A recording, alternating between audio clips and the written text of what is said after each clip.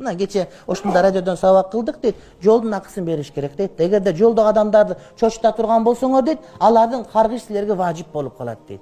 Кандайча алар каргабаса деле, алардын лаанаты ошолор чочуткан адамдарга милдеттүү болуп калат экен, урматтуу бир тууганым.